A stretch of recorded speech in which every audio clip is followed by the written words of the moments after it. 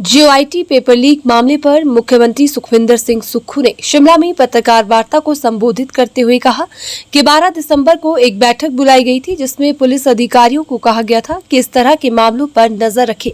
Police अधिकारियों ने जाल बिछाया और मामले को पकड़ा। सुक्खू ने कहा कि कांग्रेस ने युवाओं को विश्वास जताया था कि जितने भी घोटाले नौकरियों से संबंधित हो रहे हैं उन्हें सामने लाया जाएगा। इस पर हमारी सरकार ने काम शुरू किया है।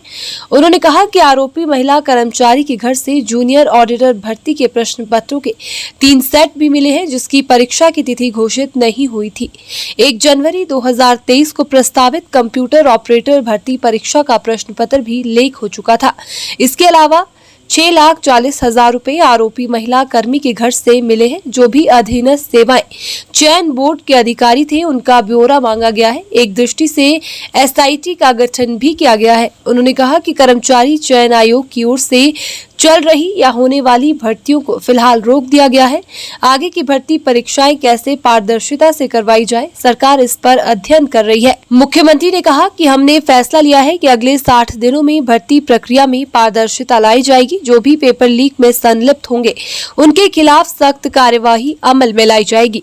उन्होंने कहा कि पिछली सरकार की भी गलतियां थी, आने वाले समय में कुछ और सनसनीखेज जानकारी सामने लाई जाएगी। मैंने 12 दिसंबर को एक बैठक बुलाई थी और कुछ पुलिस के अधिकारियों को व्यक्तिगत तौर पर दिशा निर्देश दिए थे कि जो भी एग्जामिनेशन आने वाले समय में हो, ये जो नौकरियों से संबंधित घोटाले हैं इसमें जो भी गिरोह सम्मिलित होगा वो जो भी एग्जामिनेशन होने वाले होंगे उस समय ज्यादा सक्रिय होगा। हमारी सरकार ने जाल बिछाया।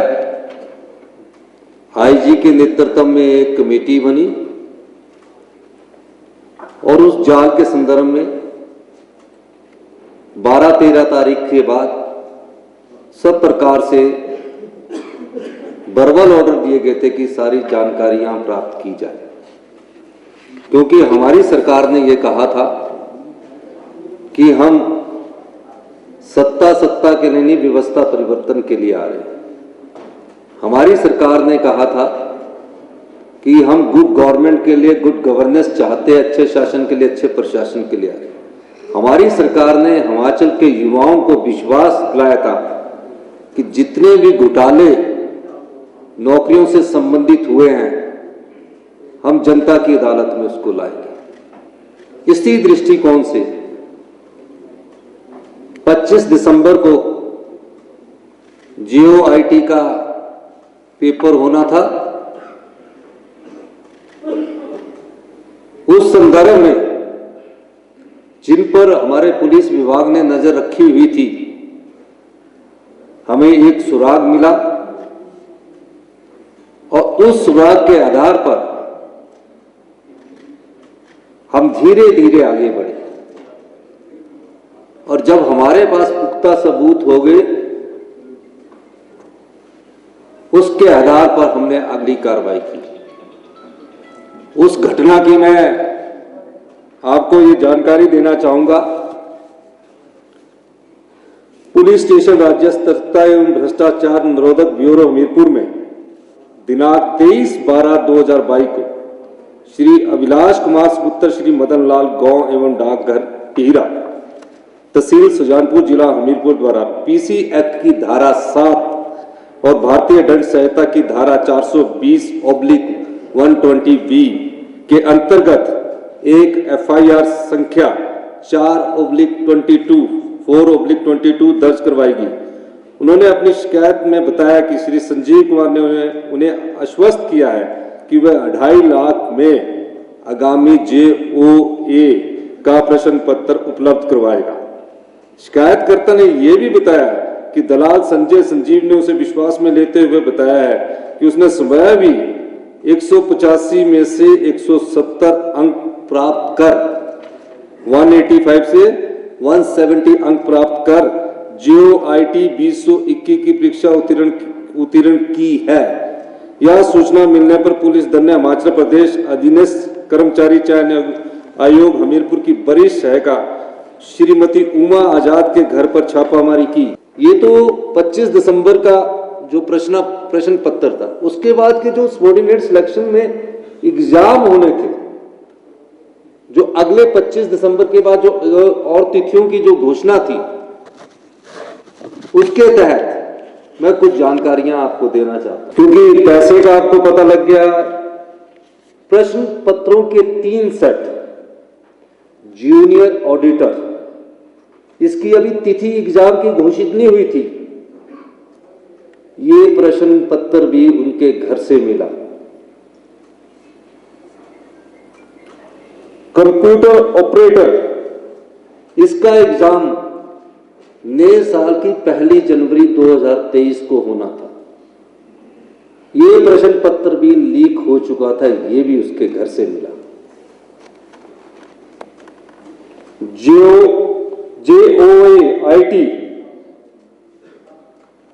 ये भी उसके घर से मिला। 6,40,000 रुपया उनके घर से मिला। और ये कोई छोटी बात नहीं है कि जो सबॉर्डिनेट सिलेक्शन बोर्ड के कर्मचारी थे, जो भी था, वो सब शंका के दायरे में आ गए। और ये जो धंधा था पिछली भारतीय जनता पार्टी की सरकार से शुरू हुआ, उसको विस्तृत जानकारी प्राप्त की गई, सभी सूत्रों से पता किया गया, तो कहा गया कि कई ऐसे जिनके रिजल्ट निकल चुके हैं वो लोग भी चयनित हो गए। हमारी सरकार ने फैसला किया, गंभीर बात है, और इस दृष्टिकोण से हमने एक SIT का गठन किया जो पूरी छानबीन कर रही है। उसके बाद जब विश्वास ना रहे किसी संस्था पर, हमने फैसला किया कि जो भी सबॉर्डिनेट सिलेक्शन बोर्ड में भविष्य के जो पेपर लीक हुए हैं, एग्जाम हुए हैं, वो इस स्थिति में तो नहीं हो सकते जहां कर्मचारी सम्मिलित हो। उस दृष्टिकोण हमने पिछले कल फैसला किया कि सबॉर्डिनेट सिलेक्शन बोर्ड द्वारा जो भविष्य में जो भी अभी परीक्षाएं ली जानी थी या ली जानी है, उनको परीक्षाओं को तो आगे पोस्टपोन किया गया, लेकिन चयन कर्मचारी द्वारा जो परीक्षा ली जाएगी उस बोर्ड को हमने सस्पेंड कर दिया गया है और उन सबको SIT के दायरे में लाकर इंक्वायरी शुरू कर दी गई।